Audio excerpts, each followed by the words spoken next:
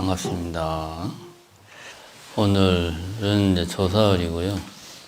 17일까지 비대면 법회를 하게 되어 있기 때문에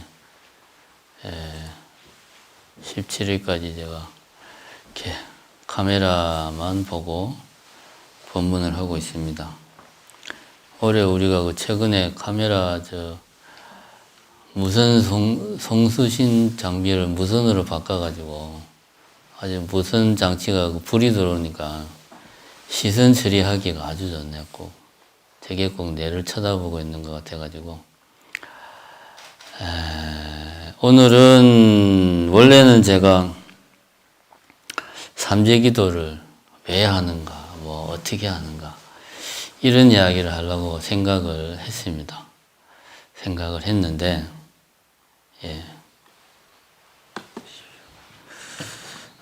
며칠 전에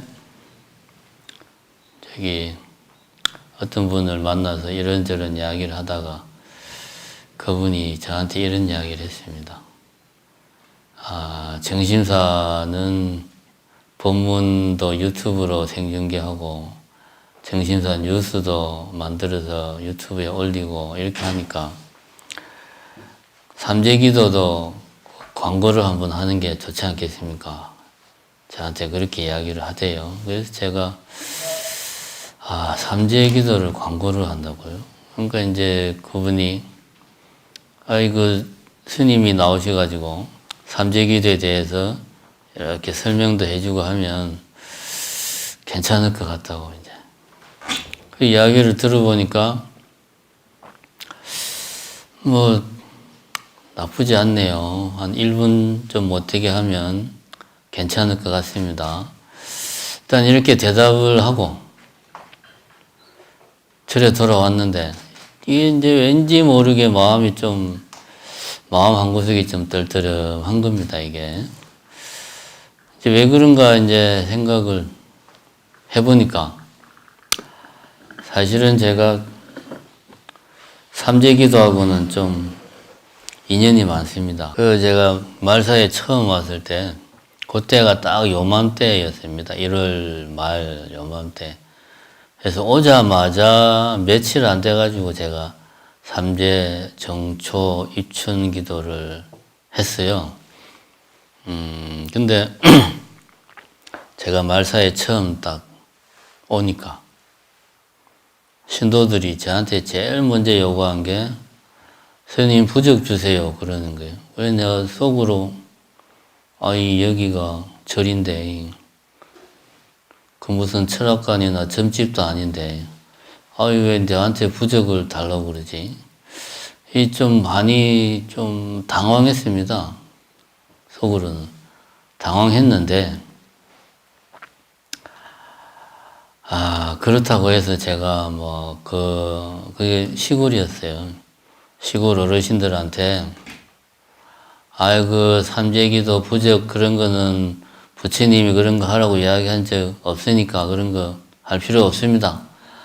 라고 또 이렇게 딱 부러지게 말할 수도 없는 상황이었던 게 그때 그 말사에 말 그대로 저 혼자 그냥 걸망 메고 저 혼자 달랑 간 상태였기 때문에 주변에 아는 사람이 한 명도 없었습니다. 신도는 물론이고 그냥 저 혼자 그냥 뚝 떨어진 상태였고 또 처음에는 이런저런 사정으로 그렇게 신도분들이 저를 반기질 않았어요. 처음에 그런 상황이라 제가 대놓고 이런 거 필요 없어요 라고 말할 수 있는 상황도 아니었습니다.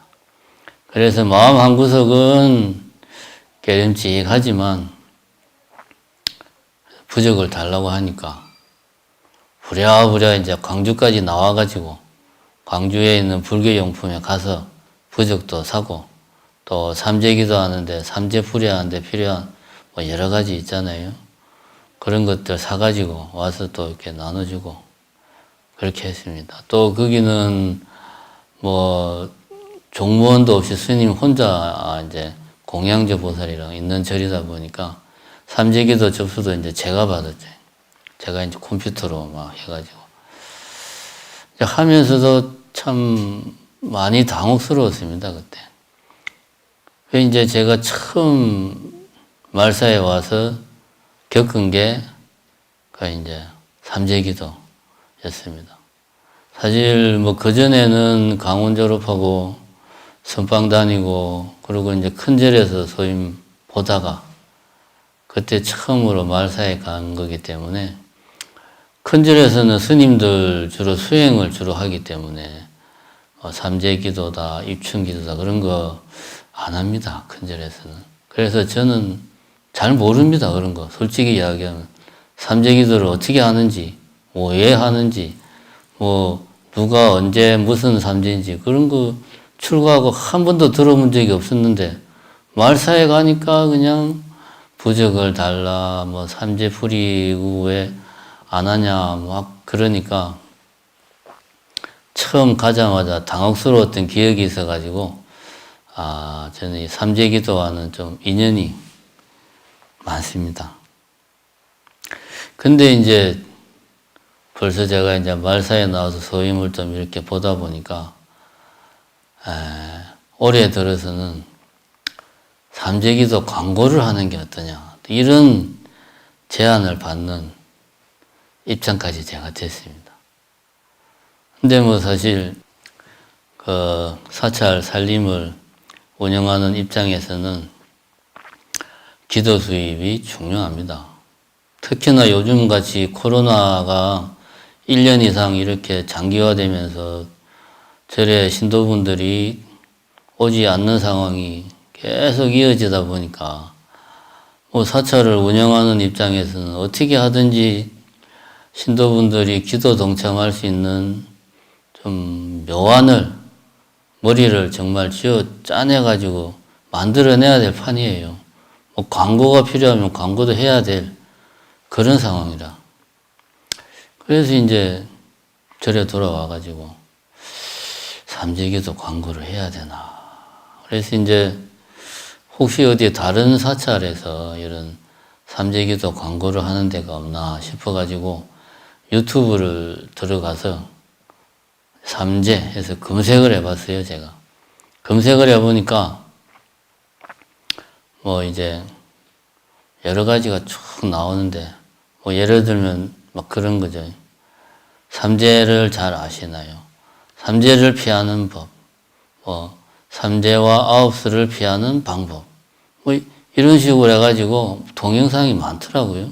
많은데 다 보니까 이렇게 하얀 옷을 입으신 분들이 이렇게 나오셔가지고 내용은 안 봤습니다만 이렇게 하얀 옷을 입으신 분들이 이제 화면에 나와 있더라고. 제가 그거를 보고 내가 왜 이렇게 마음 한구석이 들뜨름했나 하는 그 마음의 실체를 제가 확인을 하고 그래도 아무리 절집 살림이 코로나 때문에 어렵다 어쩐다 해도 이건 아니다 싶은 생각이 들어가지고 제가 이제 그 검색한 화면을 캡처를 해서 우리 홍보 담당 직원한테 카톡으로 보냈습니다. 보내면서 삼재 광고는 하지 맙시다 이렇게 이제 카톡으로 보냈어요. 보내니까 이제 우리 이제 홍보 담당 팀원이 그걸 보고 이제 네 그렇게 하겠습니다. 답장이 그렇게 왔습니다. 이게 이제 지금 우리 불교, 한국 불교의 현재의 모습입니다. 뭐 이게 뭐 좋다 나쁘다 저는 따지고 싶은 생각은 전혀 없습니다. 다만 우리가 한번 오늘 이 시간에 우리 한국 불교가 그런 역사를 한번 잠깐 짚어봤으면 좋겠다. 이런 생각이 듭니다. 이미 이제 우리나라에 불교가 들어온 지가 1600년이 넘었습니다. 어마어마하게 긴 시간입니다. 그 시간 중에 이제 조선이라는 나라는 우리가 잘 아다시피 사대부가 세운 나라입니다. 조선은 불교를 억압을 했죠. 승유, 억불. 억압을 했습니다만은 이미 조선이 세워질 당시에 이 한반도에는 불교가 1000년 가까이 우리 백성들과 함께 백성들의 삶 속에 불교가 녹아 들어가 있었습니다. 그래서 그 사대부들이 억압을 한다고 해서 뭐 쉽게 없어질 그런 불교가 아니었어요.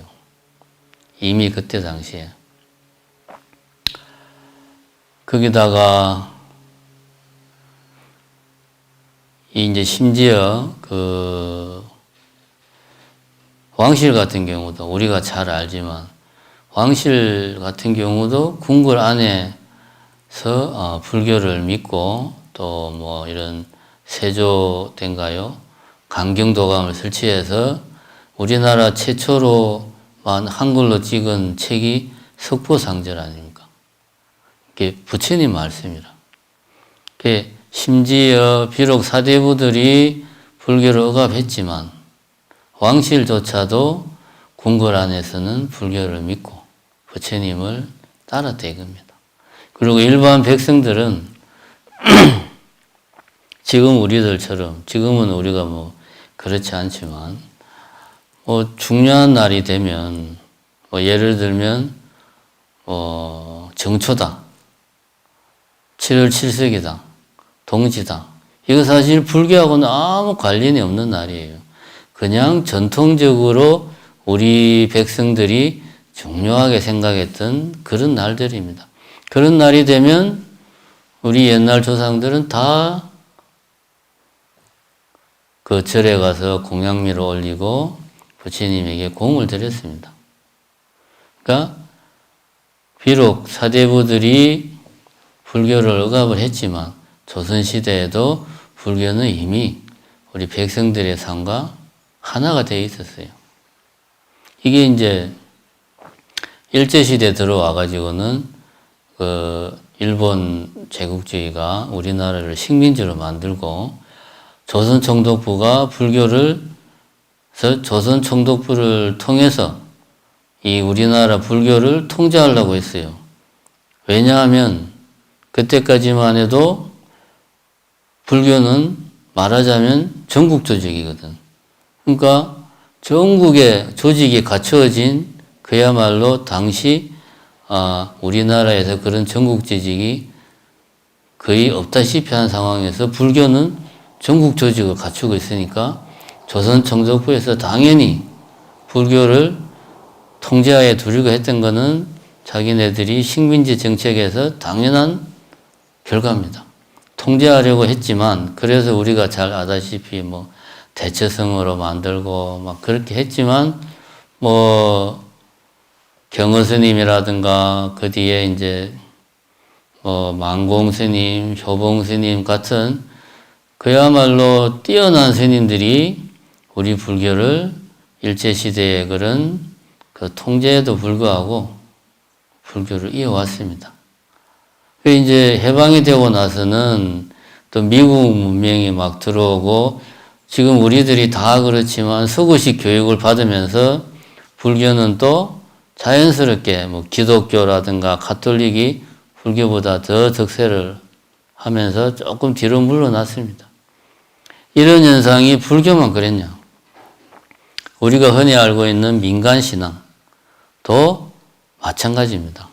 조선시대의 사대부들은 불교만 억압한 게 아니고 우리 당시의 전통적인 신앙도 배척을 했습니다. 그러니까 그때 당시 이제 무당이죠, 무당. 무당도 우리 스님들도 조선시대의 천민으로 분류됐지만 무당도 천민으로 분류됐어요. 백정이나 그 관에 소속된 기생들 있잖아요. 창기. 이런 부류와 똑같이 무당도 천민으로 분류되고 스님들은 당연히 당시에 천민으로 분류됐습니다. 그렇게 이런 민간신앙은 미신이다. 이미 조선시대부터 그렇게 했습니다. 정부에서는. 그렇게 배척을 했지만 민간신앙이 사라진 것이 아니고 오히려 더 끈끈하게 이어져 내려왔다. 오히려 더 불교가 조선시대의 억압을 받으면서 민간신앙을 불교가 많이 수용을 했습니다. 그래서 우리가 잘 알고 있다시피 절 안에 산신각이 뭐 있고 삼생각이 있고 뭐 칠생각이 있고 막 그렇습니다. 사실 불교에서 기원한 건 아니지만 우리의 민간신앙이 불교 속으로 자연스럽게 들어와서 불교와 민간신앙이 멀지도 가깝지도 않은 그런 관계를 쭉 조선시대부터 유지를 해온 겁니다. 이런 관계가 해방이 되고 나서 우리나라 사람들이 서구식 교육을 막 받으면서 민간신앙은 그 미신이다. 이렇게, 그거는 미신이고 하연한 거다. 이렇게 이제 민간신앙을 업신여기는 풍조가 생겨났습니다. 그런 와중에도 민간신앙이라고 말하는 부분들은 뿌리가 완전히 뽑히질 않았어요. 보면. 어떻게 했냐면, 또 우리 불교하고 오히려 해방 후에는 또 관계가 좋아졌어요.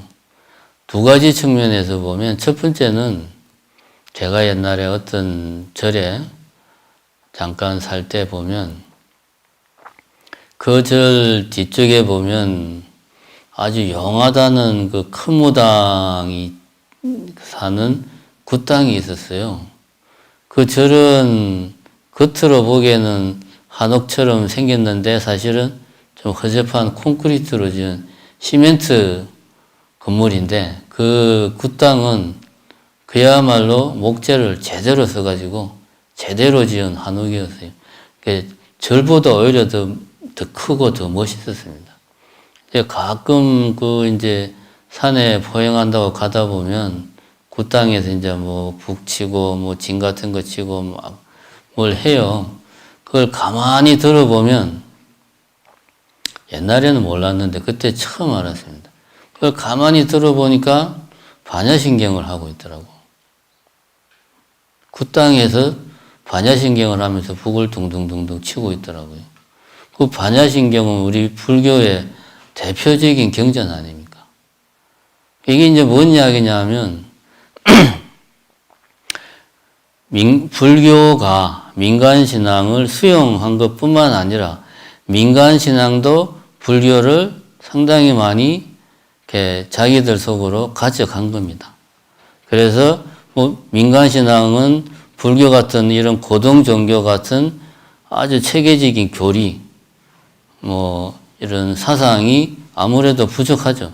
그런 것들을 가져가서 민간신앙에서도 많이 차용해서 썼습니다. 그 다음에는 또 80년대 들어서는 이런 일들도 많이 생겼어요. 노태우 정부 시절 들어가지고 불교 종단 설립이 상대적으로 용이해졌습니다.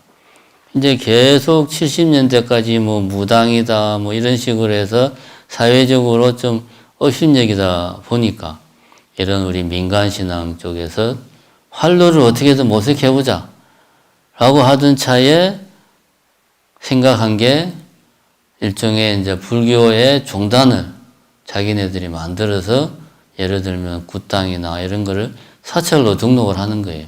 그러면은 공식화되는 거고, 우리는 여기는 굿하는 그런 게 아니고 절이다, 사찰이다. 이렇게 해서 좀 뭔가, 거기는 절이구나 해서 불교 신자들도 별 거부감 없이 드나들 수 있도록 이런 의도에서 80년대 중반 이후에 군소종단들이 많이 생겨납니다. 우리가 요즘 흔히 말하는 무당절, 보상절, 보살절 이렇게 말하는 절들이 그때 많이 생겨나요. 이렇게 해서 불교와 민간신앙의 경계가 더더욱 애매모호해졌습니다. 그게 지금 우리들의 모습이다. 그러니까 이거는 이제 우리가 일상생활에서 피부로 겪는 건데 또 이런 거를 연구하는 학자들이 있어요. 제가 어제 쭉 자료를 좀 찾아보니까 이런 민속학자, 우리 한국의 종교를 연구하는 학자들이 연구한 걸 보면 우리나라 종교 현상에는 아주 특징적인 현상이 있답니다. 그게 뭐냐 하면 쉽게 이야기하면 우리나라 사람들은 생각은 불교식으로 하고 생활은 유교식으로 하고 뭔 일이 생기면 자연스럽게 점집에 찾아가는 이런 다중적인 신앙 형태를 띠고 있다. 이렇게 이야기를 합니다. 이게 무슨 이야기냐 하면 우리는 이걸 자연스럽게 생각을 합니다만은 우리가 이거를 제3자적인 입장에서 생각을 해보자. 이슬람 국가가 있는데 이슬람 국가, 이슬람교를 믿죠. 저기 뭐 아프가니스탄 이런 데 있지 않습니까? 사우디아라비아 막 이런데 거기서는 생각도 코란대로, 그죠? 생활도 코란대로, 모든 것은 코란에 따라서, 코란의 율법에 따라서 생각하고 행동해요. 우리가 상식적으로 알다시피. 근데 만약에 이슬람에 있는 어떤 사람이 생각은 이슬람식으로 하고 일상생활은 기독교식으로 생활하고 그 다음에 주변에 이제 가족 친지가 돌아가시면 제사는 뭐 예를 들면 유대교식으로 하고 이렇게 한다고 하면 그 사람은 거기에서 살아남을 수가 없죠. 근데 우리나라는 그렇게 하는 게 자연스럽게 지금까지 그게 뭐가 문제인데 그게 너무 그냥 그렇게 하는 거 아니야? 라고 우리는 지금까지 해왔습니다. 우리 불자들만 놓고 봐도 그렇습니다. 생각은 불교식으로, 불교 신도인데 집에서 제사 지낼 때는 유기식으로 제사를 지내고, 그죠?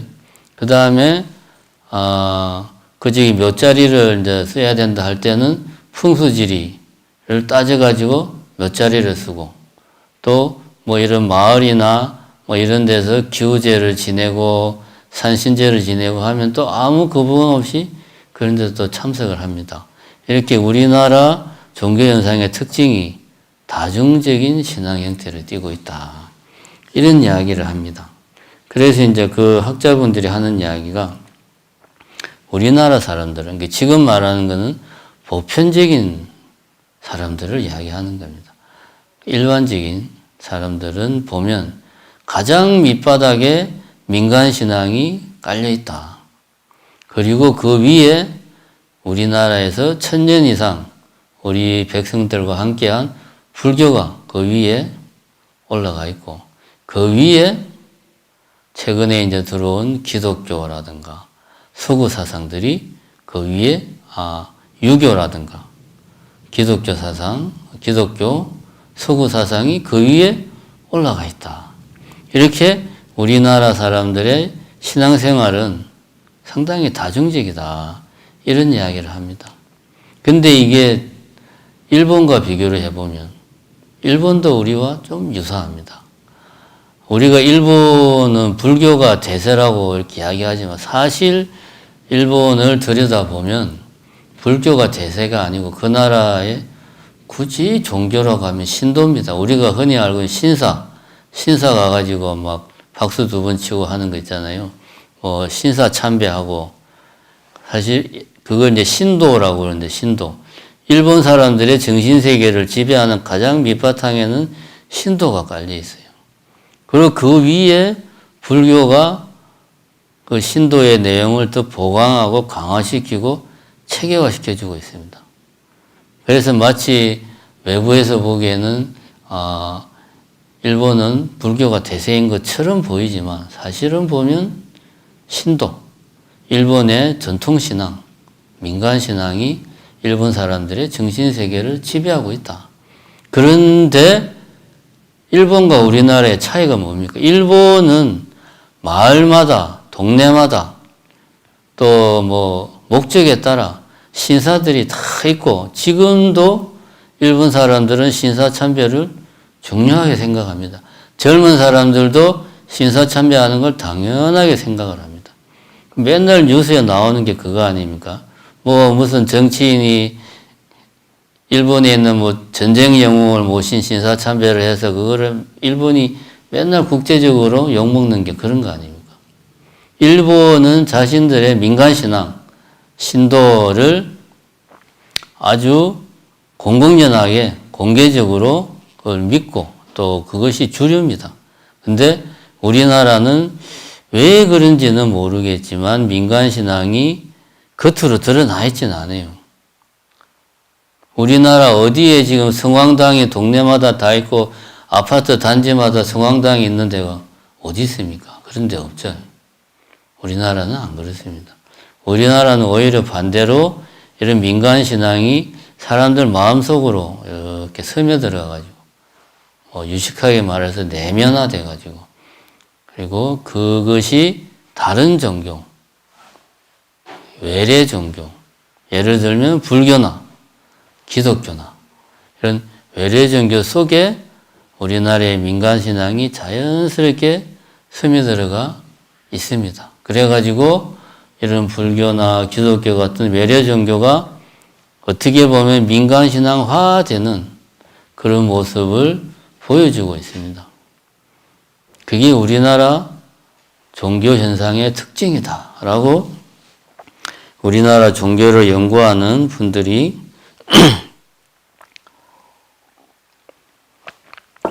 그렇게 이야기를 하고 있습니다. 그래서 제가 하고 싶은 이야기는 우리가 지금까지 뭐 미신이다 이렇게 해서 민간신앙 뭐 점 보고 뭐 삼재 뭐 이런 거 하고 부적 챙기고 하는 것을 만약에 업신여기고 그런 거 할 필요 없다라고 했다면 한번 잠깐 다시 한번 좀 우리가 우리 민간신앙을 다른 각도에서 생각해 볼 필요가 있다. 아까 말한 이런 역사가 우리나라에 있다는 거지. 그걸 한번 우리가 생각을 해보자.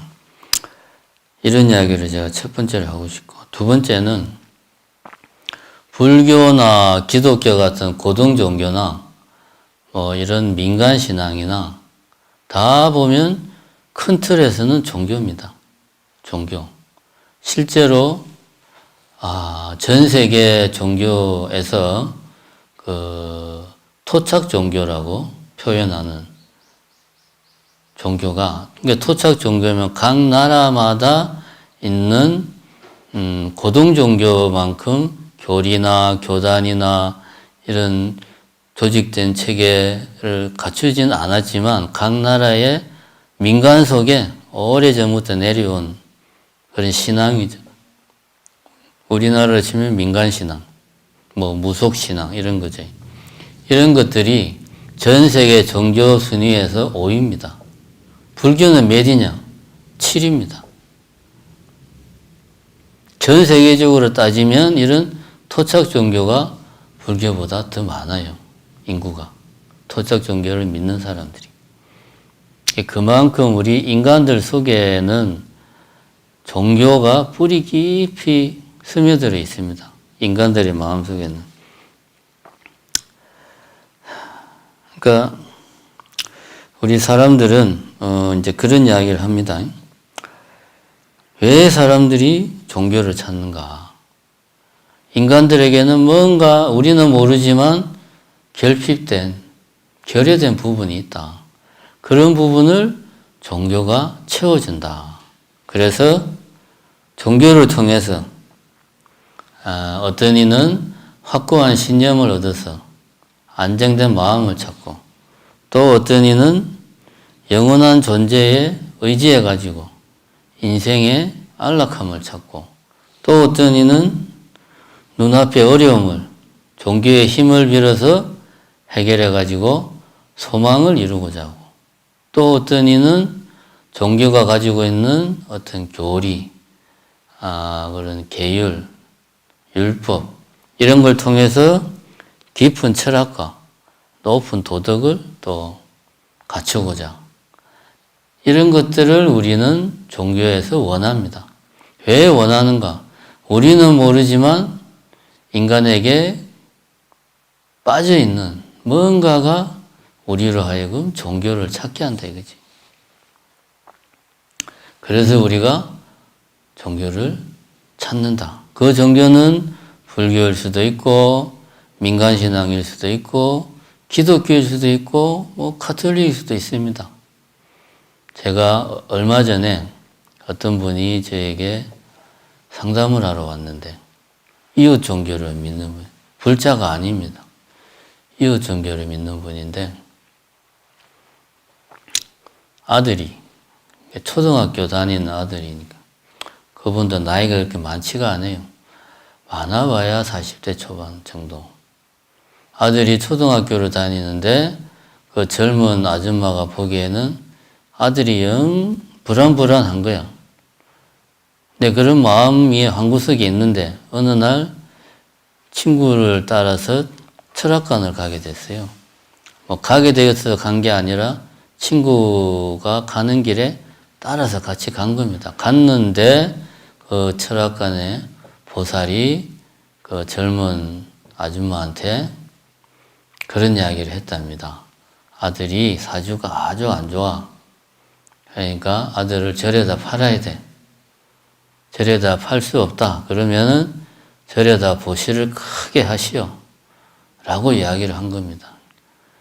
안 그래도 아들 때문에 마음 한구석이 불안했는데 그 말을 딱 들으니까 이 보살이 이제 막 불안한 마음을 걷잡을 수가 없게 된 거예요. 아들을 절에다 팔라고 하는데. 그래서 이 보살이 어떻게 해야 되나 고민하다가 결국 저한테까지 찾아온 겁니다. 그래서 이제 제가 이야기를 했어요. 다른 이야기를 한 게 아니고 보살님이 마음이 불안하니까 그런 이야기를 듣고 그런 이야기가 더 마음에 걸리는 거다. 보살님이 평소에 마음을 건강하게 하면 그런 불안 같은 것들이 마음을 병들게 하지 않는다. 보살님이 종교가 있다면 보살님의 그 종교 생활을 열심히 하면 보살님이 믿는 신에 의지해서 종교 생활을 열심히 하면 보살님 마음이 건강해질 거다. 보살님 마음이 건강해지면 마음속에 그런 불안감은 자연히 없어진다. 그러니 보살님 딴 생각하지 말고 보살님 믿는 신에게 의지해서 열심히 기도를 하시라고. 제가 그렇게 이야기를 했습니다. 그렇게 이야기를 하니까 그 보살님이 들어올 때는 얼굴이 어두웠는데 어쨌거나 나갈 때는 밝은 얼굴로 나갔습니다. 뭐 이제 어떻게 됐는지는 모르겠지만 어쨌든 밝은 얼굴로 나갔으니까 그 순간은 뭐 잠깐이나마 마음의 불안이 좀 없어진 것 같아요. 물론 뭐 저는 그 보살한테 그 젊은 아줌마한테 뭘 뭐 보시를 받고 그러지는 않았습니다. 이렇게 민간신앙이 오히려 우리 사람들의 마음에 병폐가 될 수도 있습니다. 그러나 제가 이야기했듯이 종교가 그런 우리 사람의 마음을 그 젊은 아줌마의 마음을 그 젊은 아줌마의 종교가 위로해주고 건강하게 해줄 거라는 건 저는 확신을 합니다. 물론 그 보살, 그 아줌마가 열심히 종교 생활을 한다는 전제하에서. 그게 바로 종교가 필요한 이유입니다. 우리에게 부족한 무언가를 채워주고 있어요, 종교가. 올바르게만 한다면 채워줍니다.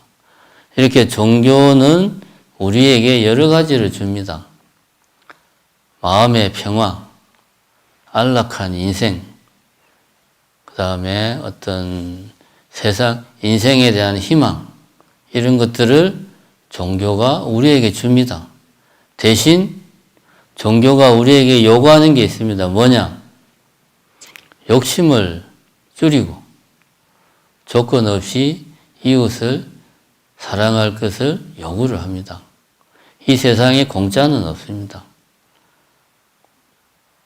이런 부분들은 내 마음을, 내 자신을 조금만 낮추면 그렇게 힘든 일도 아니다. 저는 그렇게 생각합니다. 우리 종교 생활의 반은 기도하고 절하고 예불하는 겁니다. 즉 자신이 믿는 어떤 존재 앞에서 자신을 낮추는 겁니다. 그게 종교 생활의 절반입니다. 그것을 통해서 우리는 나의 욕심을 줄이고 이웃을 사랑하는 마음을 키우는 겁니다. 그런 것들을 우리가 제공을 해야 우리는 종교에서 많은 것을 얻을 수가 있어요.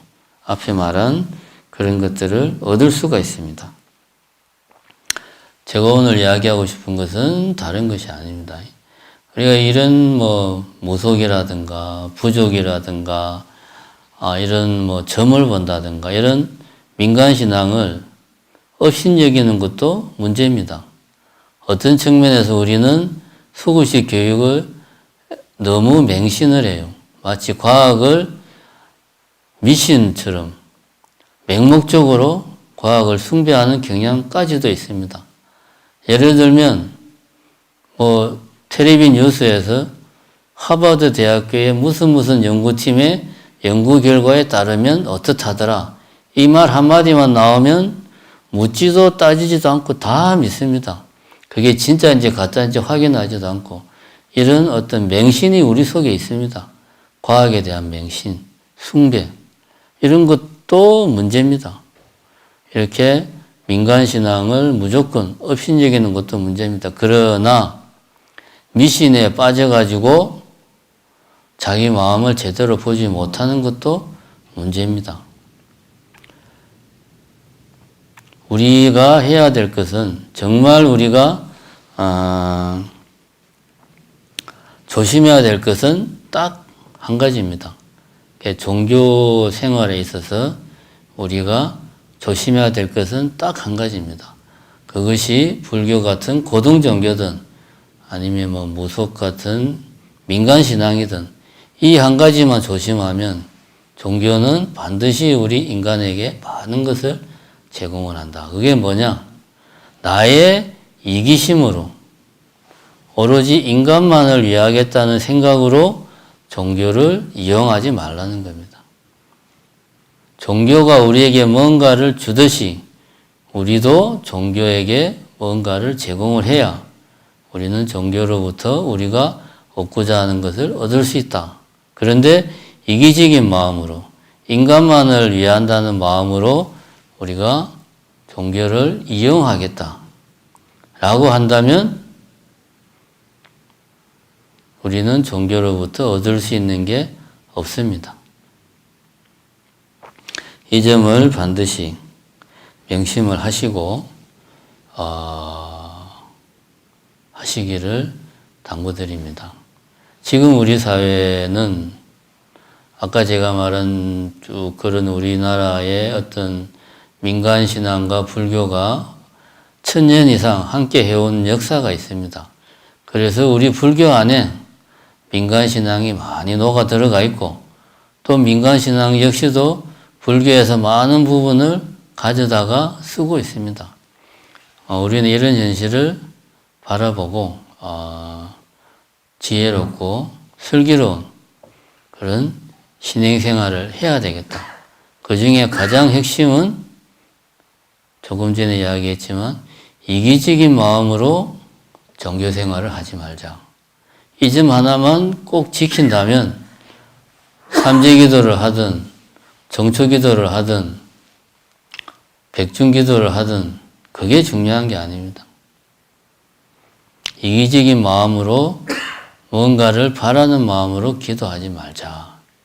이런 마음 하나만 잘 가지고 이제 곧 다가오는 입춘, 정초, 삼재기도 이 시기를 우리가 잘 슬기롭게 올바른 종교생활의 기회로 삼기를 당부드립니다.